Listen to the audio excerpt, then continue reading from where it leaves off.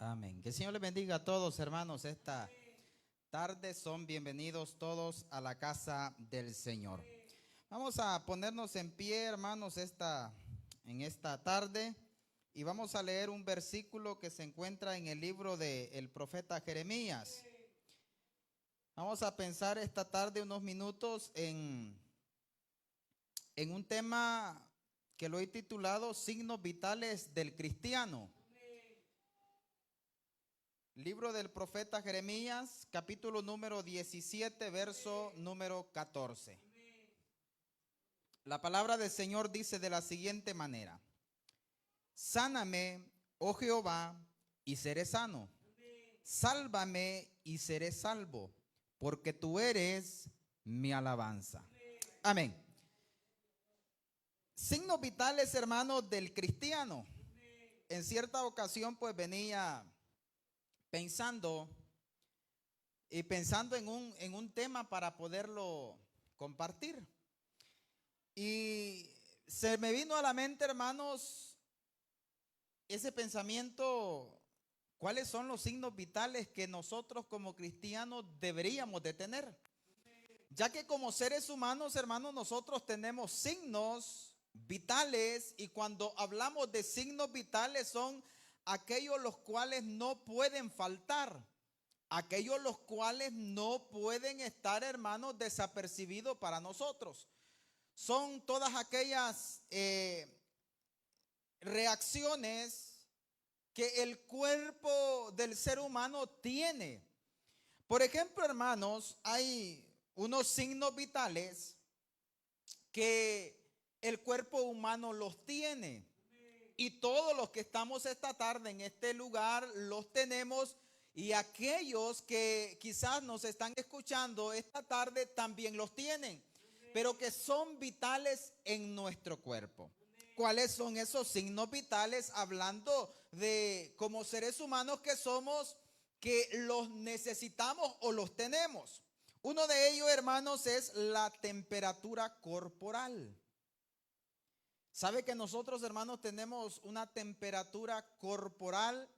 Y esa temperatura corporal, hermanos, no puede estar ni muy elevada ni tampoco muy baja.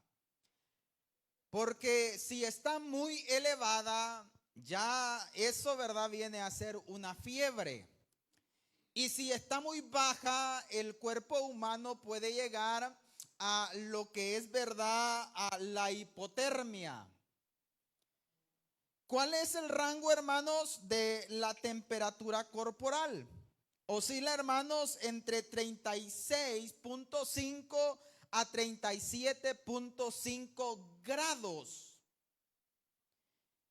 Si ya una persona, ¿verdad?, anda con temperaturas arriba de los 38, 39, 40, que ya son como extremos, ya esa persona, hermanos, su cuerpo posiblemente ya no va a soportar esa temperatura corporal. Y ya decíamos, si esa temperatura también baja, el cuerpo humano entra en un estado de obtener, hermanos, una frialdad, que esa frialdad se conoce como la hipotermia, que también puede llevar a la muerte a una persona. En segundo lugar, hermanos, está lo que es el pulso, conocido como la frecuencia cardíaca. Esto, hermanos, oscila entre los 60 y los 100 latidos del corazón por minuto. Si una persona tiene latidos por minuto menor a 60 o mayor a 100, esa persona, hermano, ya tiene un ritmo cardíaco fuera de lo normal, y ahí viene, ¿verdad?, lo que mejor conocido es como la presión arterial. Es entonces, hermanos, que el pulso o la frecuencia cardíaca oscila entre 60 y 100 por minuto. En tercer lugar está lo que es la frecuencia respiratoria. Esa frecuencia respiratoria, hermanos, es cuántas veces nosotros respiramos en el transcurso de un minuto. Lo normal, hermanos, oscila entre las 12 respiraciones y las 20 respiraciones por minuto. Usted quizás ha escuchado, ¿verdad?, una persona que va y va y va de respirar. Eso no es normal. Estarle, ¿verdad?, metiendo y sacando oxígeno al cuerpo, eso no es normal. Estamos hablando, hermanos, de parámetros que para una persona, ¿verdad?, así como estamos esta tarde sentados en reposo, son signos, ¿verdad?, normales. También, hermanos, está lo que es la presión arterial, que esto, ¿verdad?, la mayoría lo conocemos. La presión arterial normalmente está entre los 120 y 80. Si esa presión bajó, hay peligro. Si esa presión subió, también hay peligro. Es entonces, hermanos, que ahí está el rango. También, hermanos, uno de ellos es la oxigenación que tiene nuestra sangre. Esto, hermanos, nosotros, ¿verdad?, lo aprendimos últimamente con la atención que se le estaba dando a nuestro abuelo. Había que estarle midiendo presión, que había que estarle viendo lo que era el oxígeno en la sangre, porque si no había que conectarle, ¿verdad?, el respirador. Y el oxígeno, hermano, que nosotros debemos de tener en nuestra sangre está entre el 95%. Si baja ese oxígeno, ya esa persona, ¿verdad?, necesita algo que le ayude a poder respirar, ya no por sí mismo, sino con una ayuda. Entonces, hermanos, pero estos son parámetros y signos vitales que como seres humanos tenemos y estamos llamados, hermanos, a tener un control de ello. Que algunos, ¿verdad?, hasta el día de hoy se están dando cuenta que nosotros como seres humanos tenemos todas esas cosas o hay todas esas cosas en nuestro cuerpo. Pero ¿qué hay de los signos vitales como cristianos? Todo aquello que está fuera de lo normal, todo aquello que quizás nosotros andamos bajos, todo aquello, ¿verdad?, que quizás para nosotros ya nos está llevando a una muerte espiritual. Todo eso, hermano, son signos vitales que nosotros como cristianos debemos de tener. Es entonces, hermanos, que para este tema, en primer lugar, yo tengo un signo vital para el cristiano, que es el congregarse. Mire, una persona que ya deja, hermanos, de congregarse, ¿usted cree que esa persona va para mejor? Va como dice la palabra del Señor, que es como la luz de la aurora que ve en aumento hasta que el día es perfecto. No. La persona, hermanos, que deja de congregarse, en primer lugar, está faltando a la orden de Dios. Y en segundo lugar, esa persona comienza a morir. Esa persona, ¿verdad?, ya cuando deja de congregarse por un determinado número de días, ya siente pena que lo vean nuevamente en la iglesia. Y ya, ¿verdad?, como dice una de mis abuelas, la pena moral ya no lo deja, ¿verdad?, que se reúna con más personas. Y ahí va quedando. Y ahí se va estancando. Y ahí, hermanos, esa persona espiritualmente va muriendo. Y es entonces, hermanos, que uno de los signos vitales como cristiano es el congregarnos.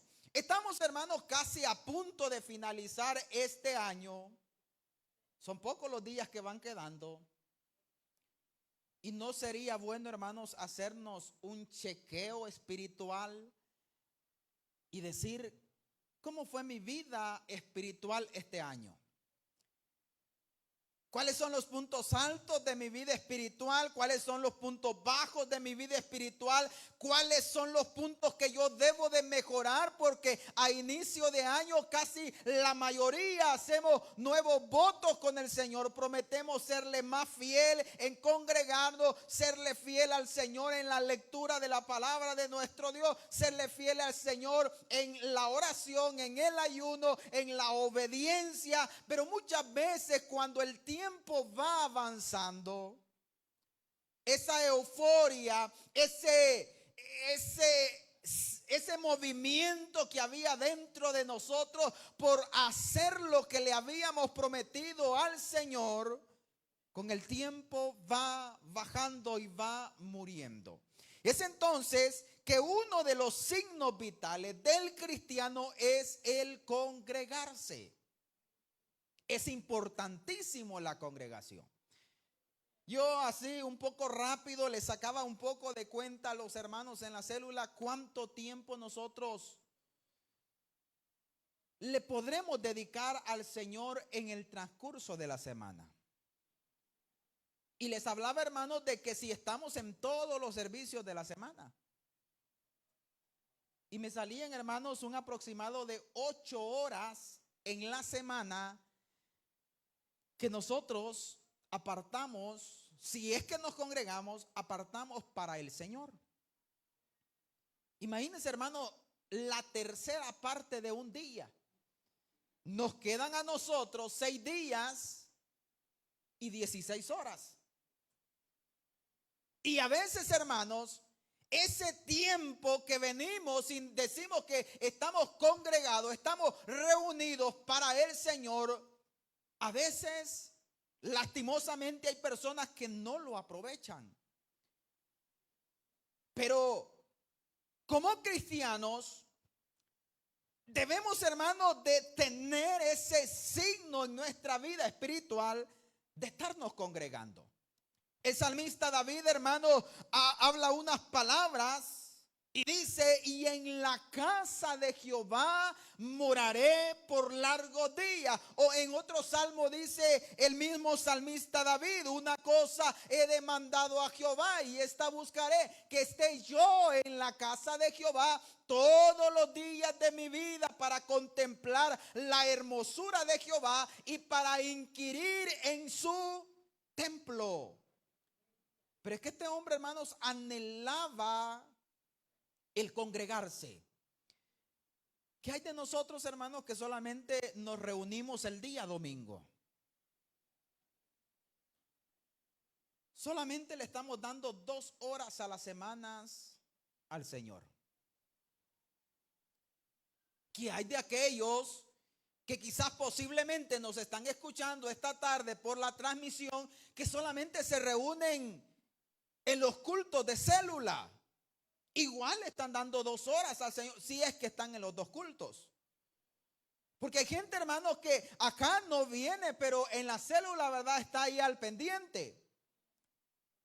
Y así, hermanos, podemos desglosar. Pero la palabra del Señor a nosotros nos envía y nos manda a que nos congreguemos. El libro o la carta a los Hebreos, capítulo 10, verso 25, hace el llamado y dice: no dejando de congregados, como alguno lo tiene por costumbre, tanto más, dice, cuando veáis que aquel día se acerca.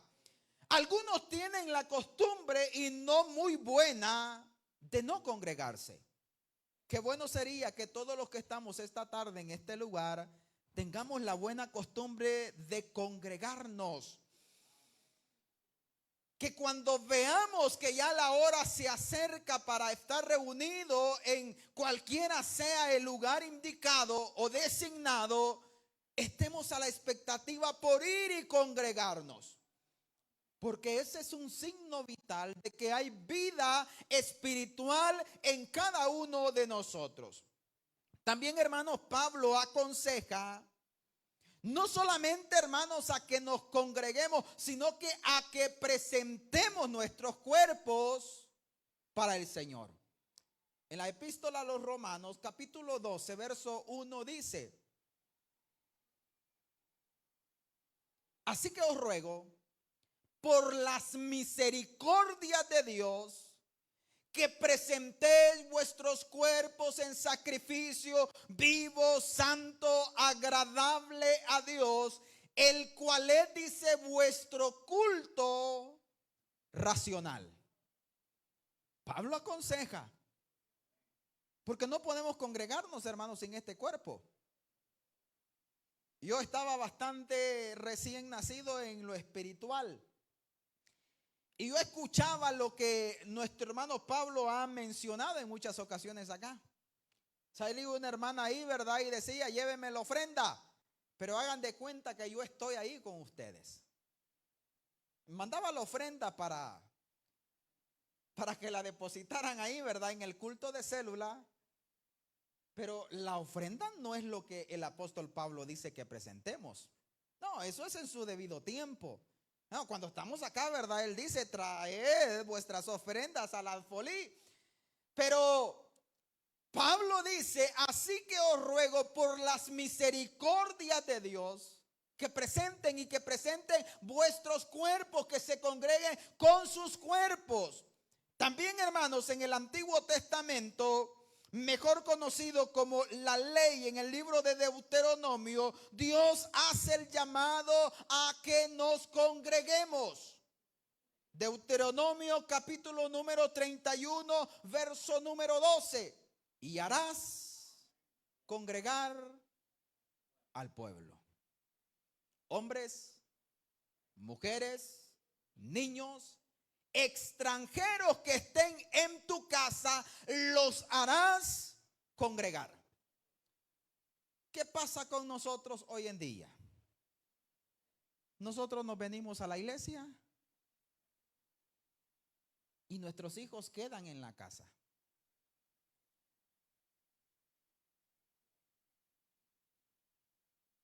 Cualquiera, ¿verdad?, puede decir esta tarde, pues está pequeño todavía su niño, es cierto, pero ya se quiere quedar en la casa.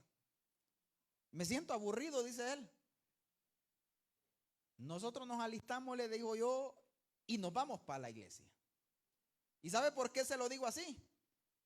Porque él no puede quedarse solo en la casa. No, él, hermano, no se halla andar fuera, que ande alejado de la mamá. De mí sí, ¿verdad? Pero él no puede quedar solo.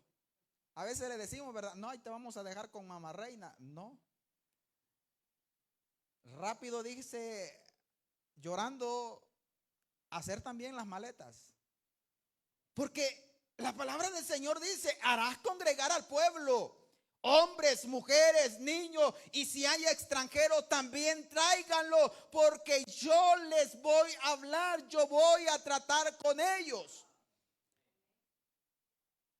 Entonces, hermanos, la palabra del Señor nos hace el llamado a que nos congreguemos.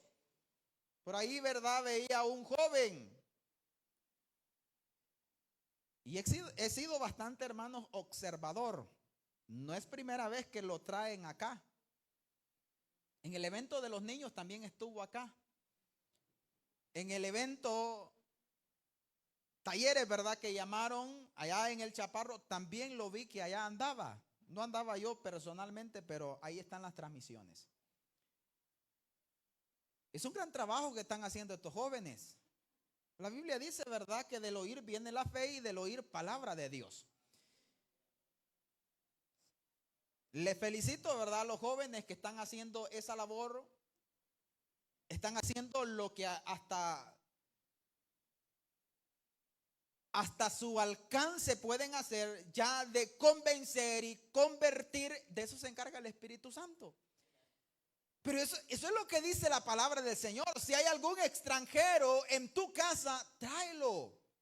También necesita congregarse, también necesita oír la palabra de Dios. Entonces, hermanos, el congregarse es un signo vital del cristiano. En segundo lugar, un signo vital para el cristiano es la oración. ¿Cree que necesitamos, hermanos, la oración en nuestras vidas? He ido, hermanos, o según mi criterio, voy de lo más bajo a lo ya un poquito más fuerte. Porque si no nos congregamos, ¿usted cree que esa persona que no se congrega, cree que en su casa, hermano, es un altar encendido, que la oración pasa, hermano, día y noche y nos baja las manos como lo hacía Moisés allá en la cumbre del monte, sino que esa persona está metida en el fuego de la oración? No. Hay un texto que Jesús lo dijo. Dice que de la abundancia del corazón, de eso habla la boca. ¿Quiere saber usted si una persona es ferviente en la oración? Vea la oración que hace acá. Nosotros, hermanos, digo, lo vemos, porque si ustedes pueden ver en el transcurso que hay oraciones, nosotros hacemos ciertos movimientos en medio de todos. Y uno se fija, hermanos, que ni muy bien ha dicho el presidente del culto Padre Nuestro cuando ya aquella persona está viendo para los lados. Y no vaya a creer que está viendo para los lados para empezar a orar. No, es que ya oró. La pregunta es, ¿cómo estamos en la oración? De la abundancia del corazón habla la boca, de lo que hay en el interior, de lo que hay allá en la intimidad. De eso poquito es lo que venimos a reflejar acá. Porque aquí tampoco, hermano, son oraciones extensas, a excepción de las oraciones que se hacen, ¿verdad?, los días de ayuno. Porque acá, ¿verdad?, todo tiene su orden. Es por ello. Pero la realidad, hermanos, es de que de esos pocos que nosotros tenemos, que practicamos allá en la intimidad, es lo que venimos a reflejar un poco acá en este lugar. Entonces, es importante la oración. La Biblia enseña, hermanos, que debemos orar y debemos orar sin desmayar. La primera carta a los tesalonicenses, capítulo 5, verso 17, dice el apóstol Pablo: orad sin cesar. Orad sin cesar. ¿Cree que vamos a cansar a Dios con tanta oración? ¿Cree que Dios nos va a mandar a decir: mira, Miguel, anda y por favorcito callame a fulano de tal porque ya me tiene cansado de tanto que me ora? No. A Dios no le vamos a cansar, hermanos, con nuestra oración. No, Él dice: orad y orad sin cesar. ¿Cuántas oraciones podemos hacer nosotros en el día? ¿Cuántas oraciones nosotros queramos hacer? ¿Cuántos minutos puedo estar delante del Señor y para cuánto Él tiene tiempo para mí? Para Dios no hay tiempo. Podemos estar el tiempo que nosotros queramos delante de su presencia. Porque el apóstol Pablo dice: orad sin cesar en la primera carta a los tesalonicenses. Jesús, hermano, refirió una parábola acerca también de la oración y orar con tenacidad. Que podemos parecer, hermanos, que somos tercos, porque muchas veces, ¿verdad?, esas palabras las utilizamos para cosas que no son muy agradables. Podemos decir nosotros: es que yo soy necio en la oración. Pues en ello podemos emplearlo. ¿Por qué? Porque no recibimos, pero ahí estamos con la necedad, que hasta que yo reciba, que hasta que el Señor me responda. Para ello lo podemos emplear. Jesús, hermanos, nos refirió una parábola acerca de la tenacidad y ser muy tenaces en la oración. En el Evangelio de Lucas, capítulo número 18, verso 1, dice que Jesús les refirió una parábola acerca de la necesidad de orar y no desmayar. Acerca de la necesidad de orar y no desmayar. ¿Y cuál era la parábola? La parábola era, hermanos, de una viuda que había recibido un agravio. ¿Cuál haya sido? No lo sabemos. La Biblia no lo dice, pero esta viuda conocía a un juez. Y ese juez era injusto. Ella sabía que era injusto.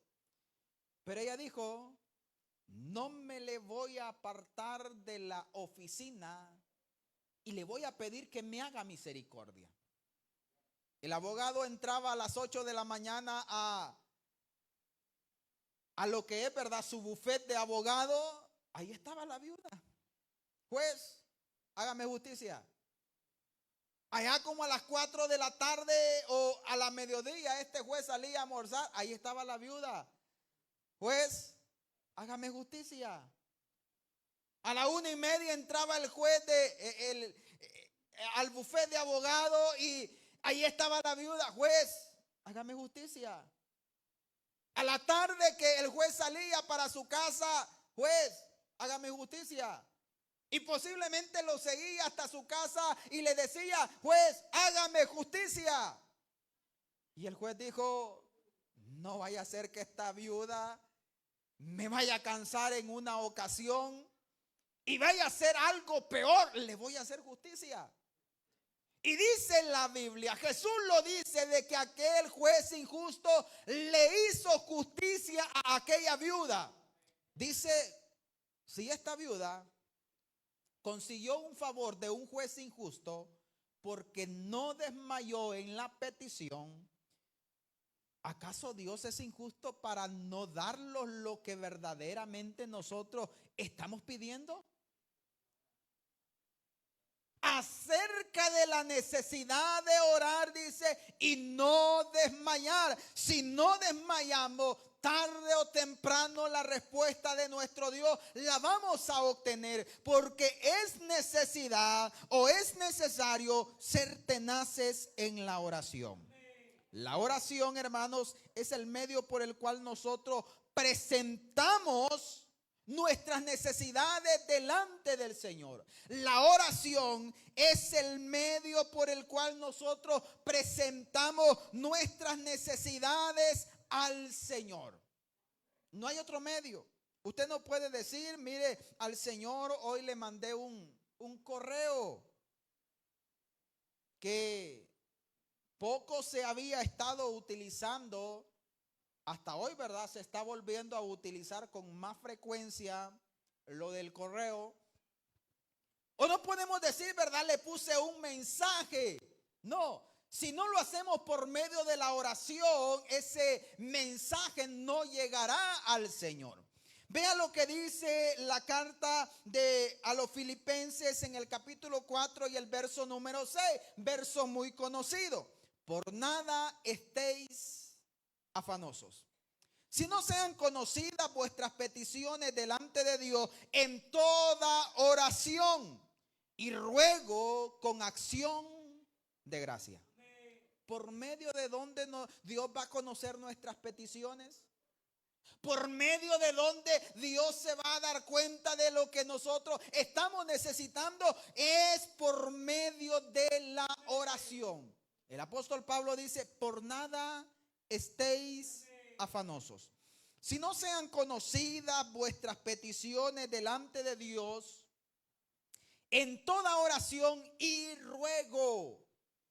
¿Cuántas veces le vamos a repetir lo mismo al Señor? Algunos ya llevamos muchas veces que le vamos repitiendo lo mismo al Señor. Otros ya tienen años de estarle con lo mismo, de repitiéndole y repitiéndole al Señor. Pero es por medio de la oración. Por medio de la oración. Es el medio por el cual nosotros daremos a conocer nuestras necesidades al Señor. En tercer lugar, un signo vital en la vida del cristiano es la lectura de la palabra de Dios. La lectura de la palabra de Dios. Dije, según mi criterio, voy de lo menos a lo más. Dije, ¿verdad?, que acá nosotros reflejamos un poco de lo que somos. Algunos, ¿verdad?, no oramos mucho y acá lo reflejamos. Pero ¿será que somos buenos lectores de la palabra de Dios? No, fíjense que hay personas que leen, bueno, leían antes, hoy ni la Biblia hablen acá. Como hoy, ¿verdad? Ya está la pantalla ahí al frente, ahí lo leemos. Pero habemos muchos que solamente leemos el versículo que se leyó el día domingo acá. De allí toda la semana, nada de lectura de la palabra del Señor. La oración, ¿verdad? Por lo menos allá cuando ya vamos cayendo en la cama le decimos, Señor, aquí te voy. Y eso es todo. Pero ¿y qué hay de la palabra del Señor? ¿Será que estamos leyendo la palabra del Señor? ¿Será que estamos haciendo lo que la palabra del Señor nos dice que hagamos? Es un signo vital, hermanos, que debe de haber en cada uno de nosotros. Saquemos cuenta cuántas veces apartamos por lo menos una media hora, una hora para leer la palabra del Señor en este año 2025.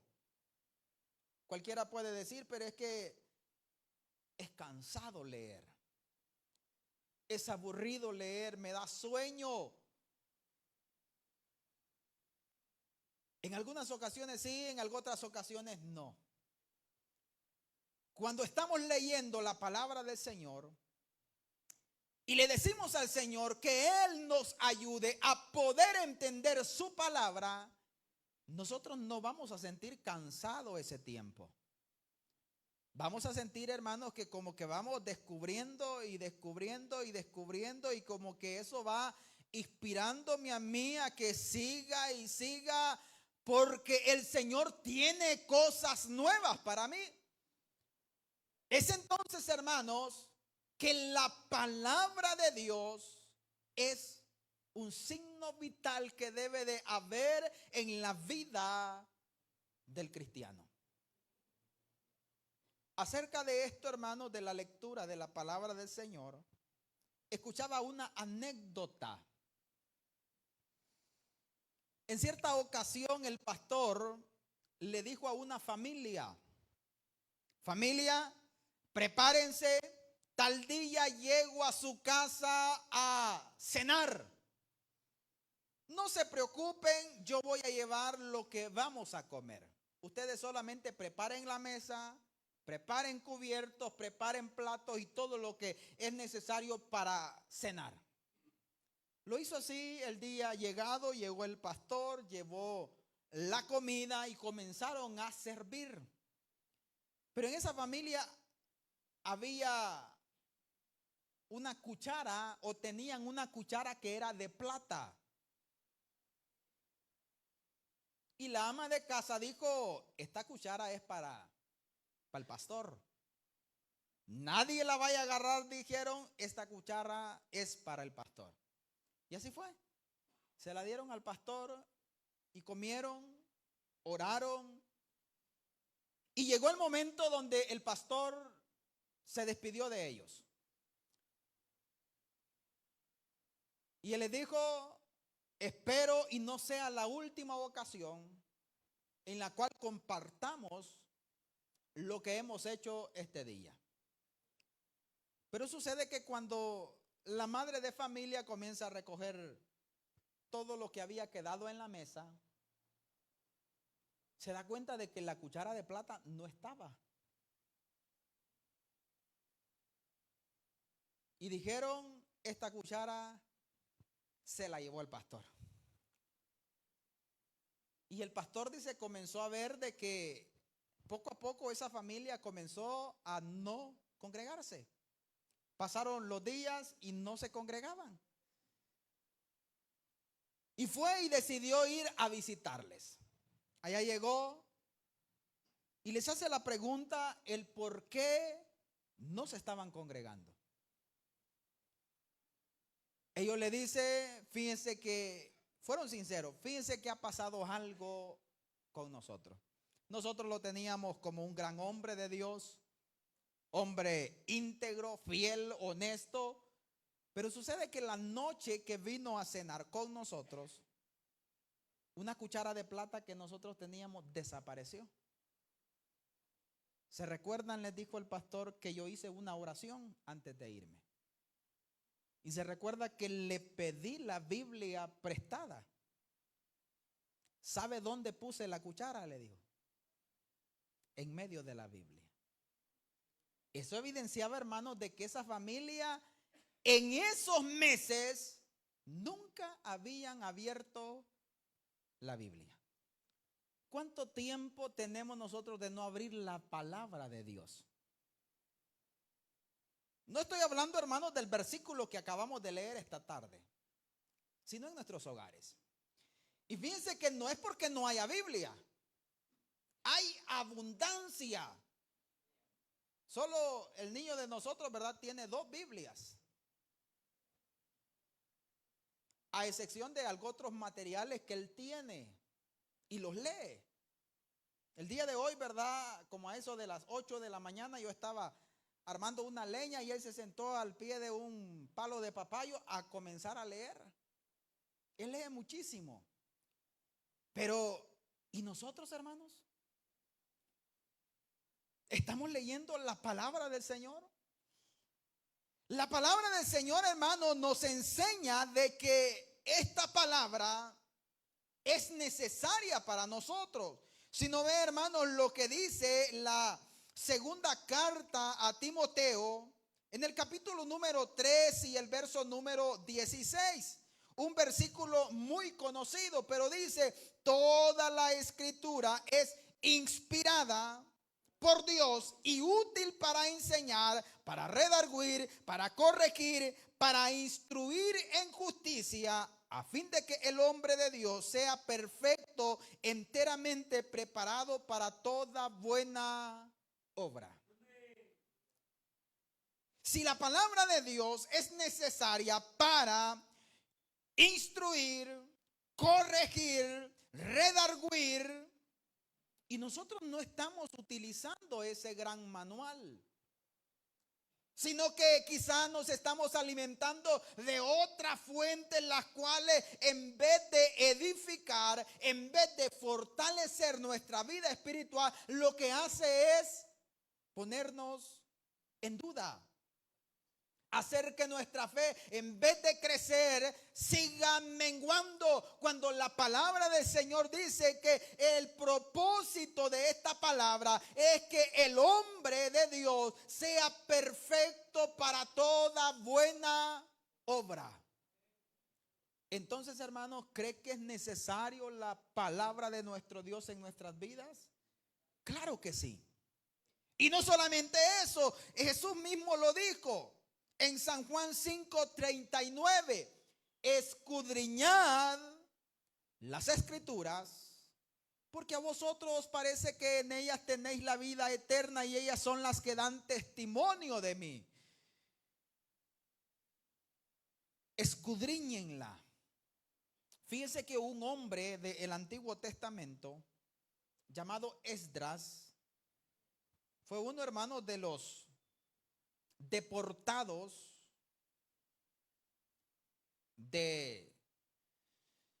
ya no era el imperio babilónico, sino los persas. Cuando Ciro, ¿verdad?, manda a que se reconstruyan los muros, el templo en Jerusalén, Esdras dice que había preparado su corazón y había profundizado en las enseñanzas de la escritura, porque era uno de los hombres que estaban llamados a compartir y a enseñar la ley de nuestro Dios. La pregunta es, ¿qué tan preparados estamos nosotros para compartir con aquellos que necesitan la palabra de nuestro Dios? Yo he tenido ocasiones, hermanos. Por ejemplo, hace poco tiempo estaba trabajando acá en Jocoro. Y a buena mañana, hermanos, un contingente de los testigos de Jehová cayó ahí Y yo estaba arriba en un techo. Y al frente estaba una señora que vende tortilla. Es de la iglesia también, de la misma misión que nosotros pertenecemos. Y me decía, yo entendí. Yo ando una bocina y me decía, dele volumen, me decía. Y yo más de hecho lo hacía de bajarle. Y llegó la oportunidad donde me bajé. Otro que anda trabajando conmigo le dieron una fojita, un volante. Y le digo yo, alguna promoción del campero es, le digo yo. No, me dijo él, es mejor, me dijo. Dígale, me decía la señora, dígale, me decía. A veces, hermanos, hay gente así en la iglesia. ¿Cree verdad que el líder o alguien que conoce un poquito de la palabra del Señor va a estar siempre para defenderles? En algunas ocasiones sí, pero en otras ocasiones debemos de presentar, como lo dice Juan, ¿verdad? En una de sus cartas, debemos de estar preparados para presentar defensa a todo aquel que demande razón de la esperanza. Entonces, hermano, Jesús dice, escudriñen las escrituras, escudriñenla, indaguen en ella, investiguen de ella, adquieran mucho conocimiento de ella, porque ellas son las que dan testimonio de mí. Ellas son las que hablan de mí. Y no solamente eso, la palabra de Dios no ha perdido su valor. Que cualquiera puede decir, ¿verdad? No, esta palabra hace hablar unos más de 2000 años, porque la Septuaginta era la que estaba en tiempos de Jesús, que era todo el Antiguo Testamento. Esa ya existía para los tiempos de Jesús. Tiene mucho tiempo la palabra del Señor. ¿Y sabe qué? No ha perdido su valor. El primer, hermanos, manuscrito inspirado por Dios, hasta el último, ninguno de ellos ha perdido nada de su valor. ¿Por qué? Porque la palabra del Señor en el Evangelio de Juan, también lo dice Mateo, también lo dice Marcos, en el Evangelio de Lucas 21:33 dice, el cielo y la tierra pasarán, pero mis palabras no pasarán. Puede pasar, hermanos, todo a nuestro alrededor. El mundo puede sufrir un deterioro o una transformación a mejor o a peor, pero la palabra de Dios, esa no pierde su valor. Hace algunos cultos yo le decía a los hermanos en la célula, pensando en ese versículo, hay cosas, hermanos, que solamente duran un día. Y yo les mencionaba, ¿verdad?, que para el tiempo que yo estudiaba en el instituto, yo compraba el periódico y me gustaba leerlo. Yo les decía, ese periódico solamente era para un día. Podía decir, ¿verdad?, el diario de hoy, pero era del año pasado. Y esa noticia, ¿verdad?, ya no tenía mucho realce, ¿verdad? Aunque la noticia estaba ahí, pero ya no era pero muy novedosa. La palabra del Señor, aunque tiene muchos años de ser dada de parte del Señor, no ha perdido su valor. Hay un texto en el Antiguo Testamento, en el libro del profeta Isaías, que dice, séquese la flor, marchítese la hierba, pero mis palabras permanecen. La palabra del Señor no ha perdido su valor. También, hermanos, si amamos a Jesús, debemos amar su palabra. Si amamos a Jesús, debemos amar su palabra. Si yo pregunto esta tarde, ¿cuántos de los que estamos acá amamos a Dios?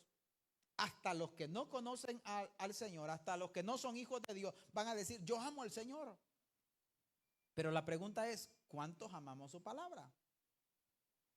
Hay un texto en el mismo Evangelio de Juan, capítulo 14, verso 15, Jesús dice, si me amáis, guardad mis mandamientos. Si me amáis, guardad mis mandamientos. Que esta palabra que esta tarde están escuchando, que la palabra que hemos venido escuchando este tiempo atrás, que no simple y sencillamente la escuchemos, sino que esa palabra quede guardada en nuestros corazones. Que esa palabra con el tiempo venga, brote y dé fruto en cada uno de nosotros. Que esa palabra, si hay necesidad, que esa palabra esté ahí. Que esa palabra esté en nuestros corazones, que esa palabra esté en nuestras mentes, como se lo dijo Dios al pueblo de Israel. Estas palabras se las vas a repetir a tus hijos y a tus hijos y a tus hijos, y te las vas a escribir en la frente, en las tablas de su corazón. Pero eso quiere decir que están en la mente y en nuestros corazones. Si me amáis, guardad mis mandamientos. Como número 4, signos vitales para el cristiano es el ayuno. Si no nos congregamos, si no oramos, si no leemos la palabra del Señor, ¿cree que vamos a ser buenos para el ayuno? Difícilmente, difícilmente. Porque podemos destacar, hermanos, en los 3 anteriores. Pero no es verdad que nos cuesta el ayuno. Seamos sinceros. Lamentablemente, hermanos, personalmente lo digo, este año pues las fechas, ¿verdad?, no coincidían.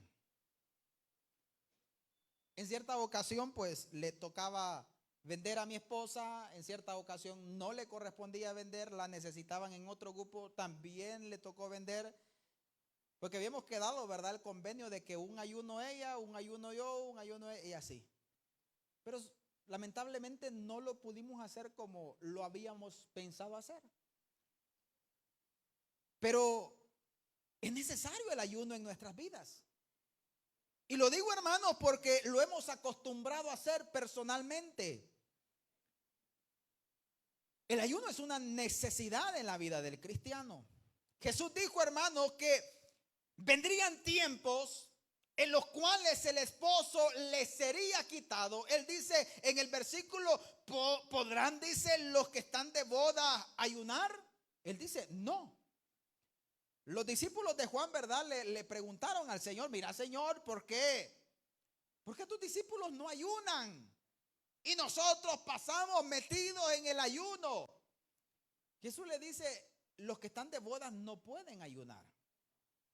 No, ya sabemos, ¿verdad?, lo que está en ese momento, la euforia, ¿verdad?, de recién casados. Él haciendo referencia, ¿verdad?, de que él estaba con los discípulos. Y lo otro era que no había necesidad de ayunar porque él estaba con ellos. Si había una tempestad en el mar, ¿quién la calmaba? Jesús.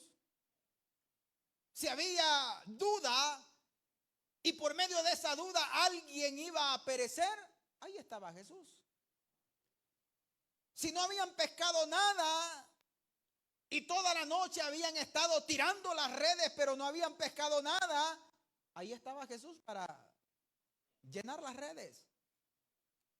Si el enemigo venía y le decía al Señor, dame a tus discípulos, a tus apóstoles, los voy a zarandear como a trigo, ahí estaba Jesús y oraba por ellos. Pero cuando Jesús no estaba, Jesús dijo, los que están de bodas no pueden ayunar, pero vendrá el día donde el esposo les será quitado, ahí ayunarán. Y ese es el tiempo, hermanos, que nosotros estamos viviendo hoy. Es cierto que el Señor está con nosotros por medio del Espíritu Santo, pero es necesario el ayuno en nuestras vidas. ¿Por qué es necesario el ayuno en nuestras vidas? Porque el ayuno, hermanos, es una dedicación exclusiva para Dios. ¿En qué sentido? Que si yo dedico, hablemos hoy, ¿verdad?, de un día domingo para venir y ayunar,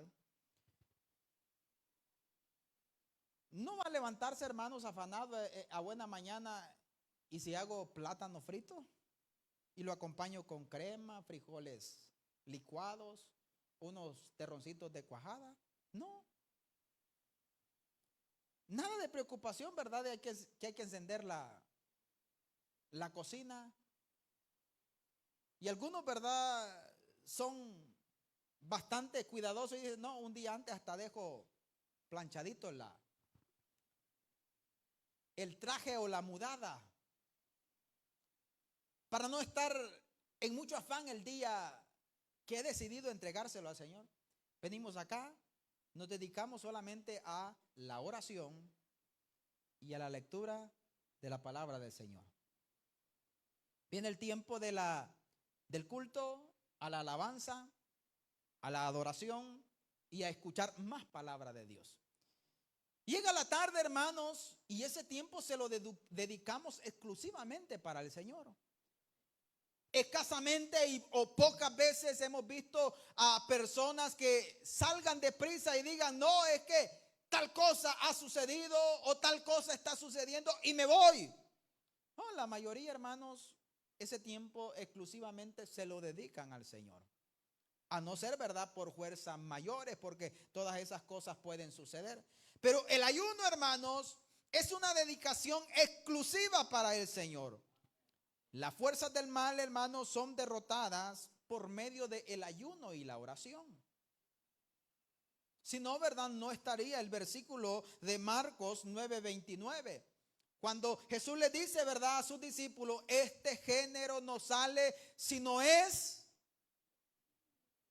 con ayuno y oración.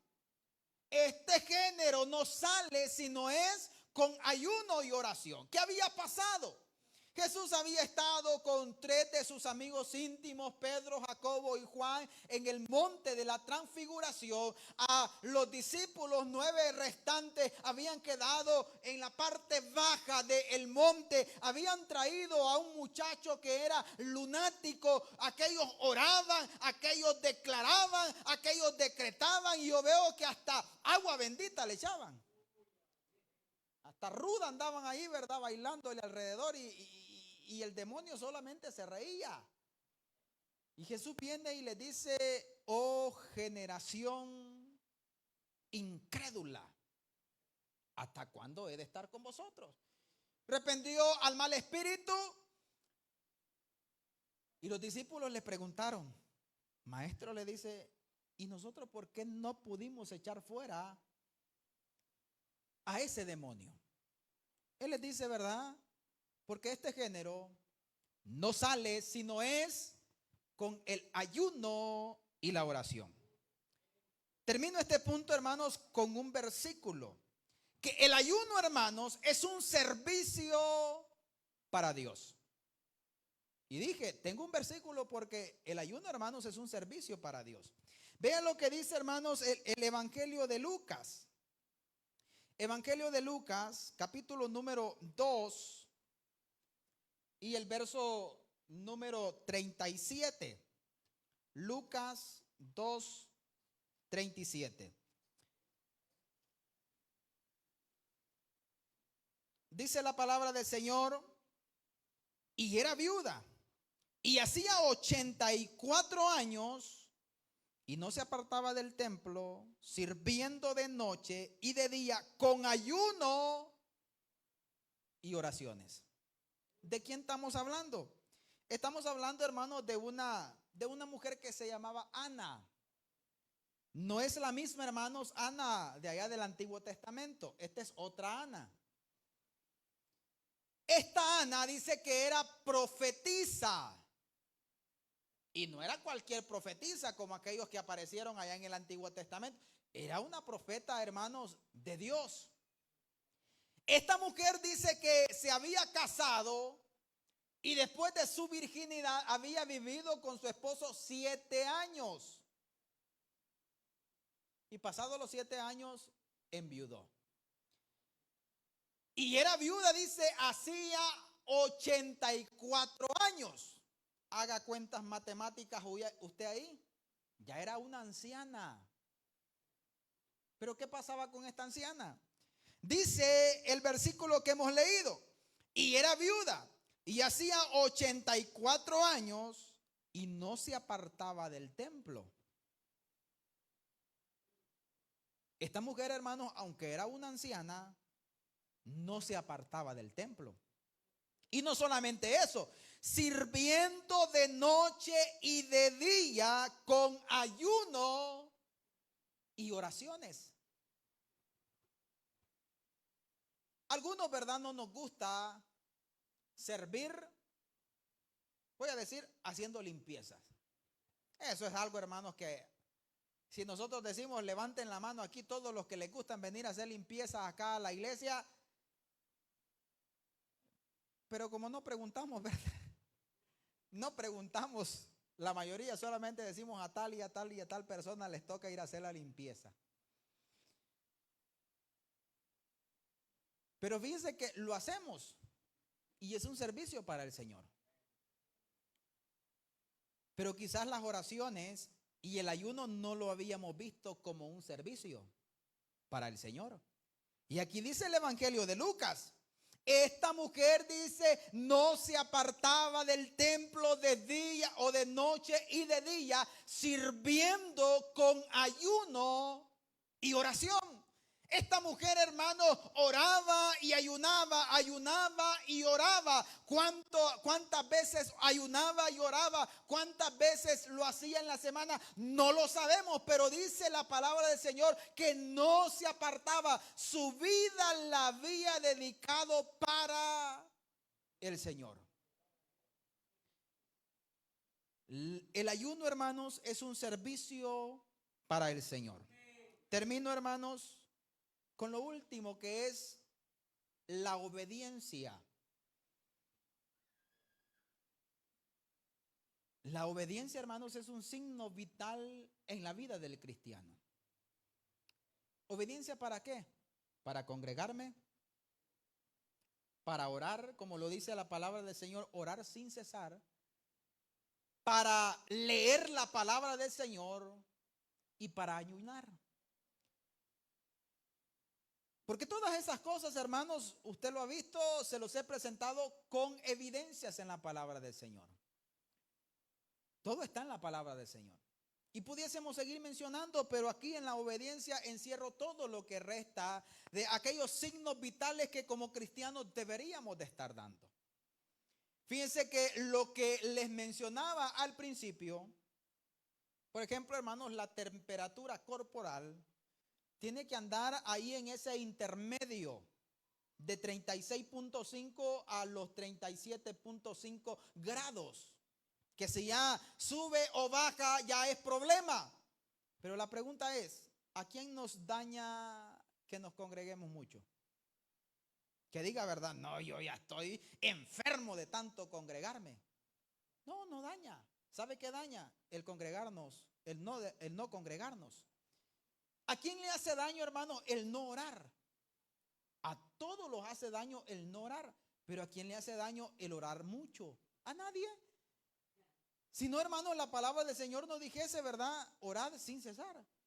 A nadie, hermano, le hace daño y le causa daño el leer la palabra del Señor cuando ella dice, escudriñenla, ámenla, guárdenla en su corazón. A nadie le hace daño ayunar porque es un servicio para el Señor.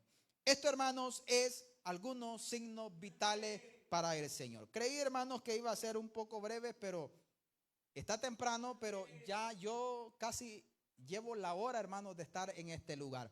Vamos a orar en esta hora al Señor, pidiéndole siempre, hermanos, al Señor que Él nos ayude. Que este año, hermanos, aunque sea el final de este año, que tengamos buenos signos espiritualmente. Y también, hermanos, les pido de que lleven mucho en oración a nuestra abuela. Antes de venir, ¿verdad?, a este culto, pues pasamos por donde ella. Ahorita está bastante estorbada con un dolor de cabeza, ¿verdad? Pues eso ya lo sabíamos nosotros, que después de ese golpe, ¿verdad?, las consecuencias son tremendas.